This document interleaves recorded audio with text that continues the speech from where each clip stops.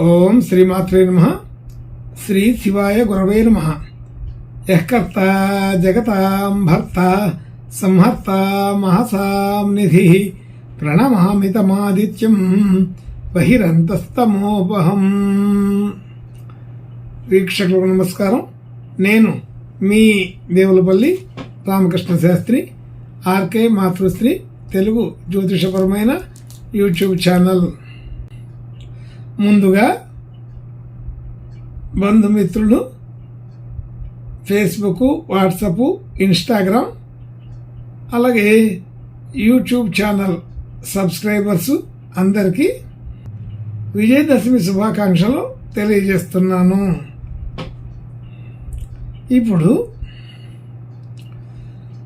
October నెల 6వ తేదీ నుండి అక్టోబర్ నెల 12వ తేదీ వరకు గల గ్రహ స్థితి గతులని ఒకసారి పరిశీలన చేద్దాం.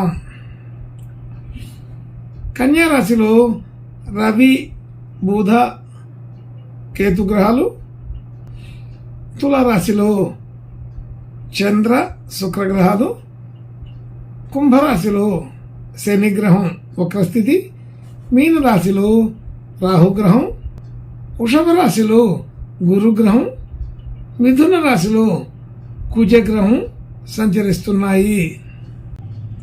ఇటువంటి గ్రహ సంచారాన్ని అనుసరించి ఈ వారం రాశులకి వార ఫలాలు తెలుసుకుందాం. ఓం శ్రీమాత్రే నమః. ఇప్పుడు మకర రాశి వారి గురించి తెలుసుకుందాం.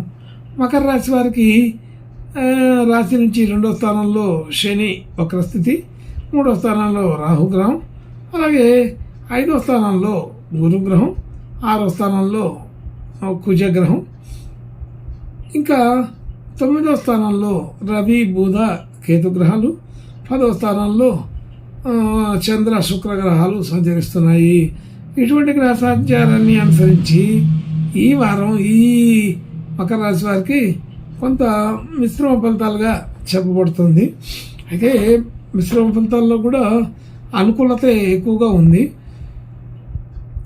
అయితే రాశ్యాధిపతి ద్వితీయంలో ఉండి వక్రించడం వలన అనుకూల నిర్ణయాలు తీసుకుంటారు. అనుకూలమైన ఆలోచనలు సాధారణంగానే ఉంటుంటాయి. అది పెద్దగా విశేషమైన పరిస్థితి అయితే కాదు.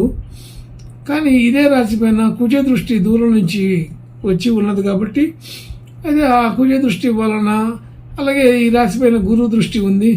ఆ గురు దృష్టి వలన ఈ రెండు దృష్టుల వలన ఒక భిన్నమైనటువంటి వ్యక్తిత్వం బయటకు వస్తుంది.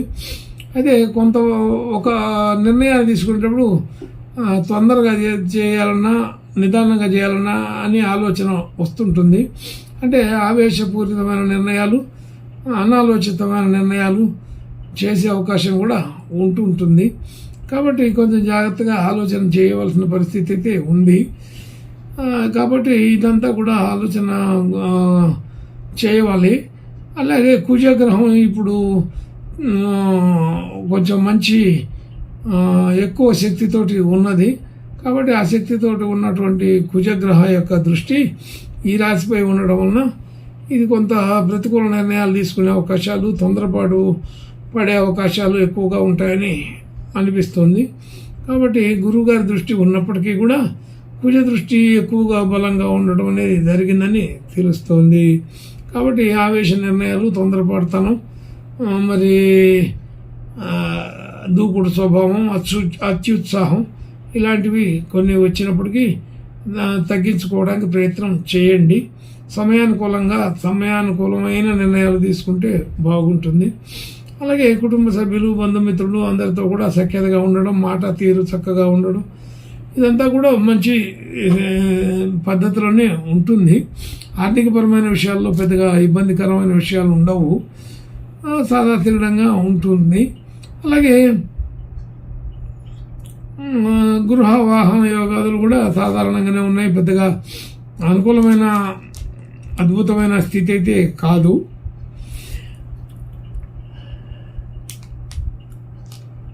అలాగే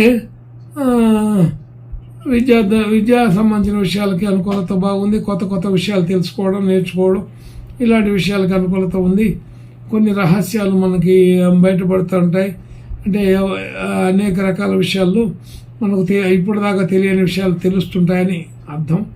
కాబట్టి ఇలాంటివన్నీ కూడా కొత్త కొత్త విషయాలు గమనించటం, అర్థం చేసుకోవడం జరుగుతూ ఉంటుంది.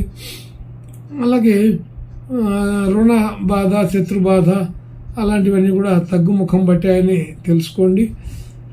అన్ని రకాల విషయాల్లో కూడా కొంత అనుకూలత పెరిగినని అర్థమవుతుంది. అలాగే మాట తీరు వ్యవహారంలోనే కొద్దిగా ఎక్కడో ఒక చోట కొంచెం రఫ్గా ఉండే అవకాశం ఉంటుంది. జాగ్రత్తగా ఉండండి. మాట తీరులో వివాదాలని రెచ్చగొట్టే విధానాలు వస్తుంటాయి. అయితే మనం కాకపోతే మన ఎదుటి వారైనా సరే అటువంటి స్థితిని చూపించగలుగుతారు. కాబట్టి అది కొంచెం జాగ్రత్తగా గమనించుకొని అటువంటి అవసరం వచ్చినప్పుడు దాన్ని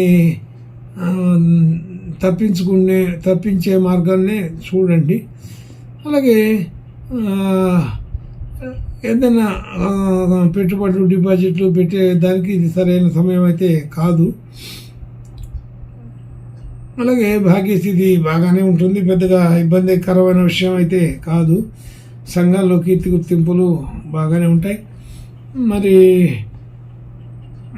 ఉద్యోగ స్థితి దానికి అనుకూలంగానే ఉంటుంది. ఉద్యోగ స్థితిలో చిన్న చిన్న మార్పులు వచ్చే అవకాశం ఉంటుంది. కొంచెం ప్రమోషన్ లాంటివి, ఆర్థిక స్థితి పెరిగే అవకాశం ఉంటుంది. అలాగే మనం చేసిన పనులకి గుర్తింపు, గౌరవాలు అన్నీ కూడా కలిగే అవకాశం ఉంటుంది. తీర్థయాత్రలు చేసే అవకాశం ఉంటుంది. మరి ఆర్థిక సంబంధించిన ఖర్చులు, దైవ సంబంధించిన విషయాలకైతే ఏమి, కుటుంబ సంబంధించిన విషయాలకైతే ఏమి అన్నీ కూడా కొంత అనుకూలంగా తెలిసి ఇష్టపడి పెట్టే ఖర్చులే ఎక్కువగా ఉంటాయి. ప్రయాణాలు చేయవలసి వస్తుంటుంది. అనేక రకాల విషయాల్లో శుభాశుభ మిశ్రమం కనబడుతుంది. కాబట్టి ఇంకా మంచి శుభలక్షణాలు కలగడం కోసం ఈ మకర రాశి వారు ఈ వారం లక్ష్మీ నరసింహస్వామి ప్రార్థన నమస్కారాలు చేసుకుంటే ఇంకా బాగా అనుకూలంగా ఉంటుందని తెలుస్తోంది. శుభం భూయాత్. ఓం శ్రీమాత్రే నమః.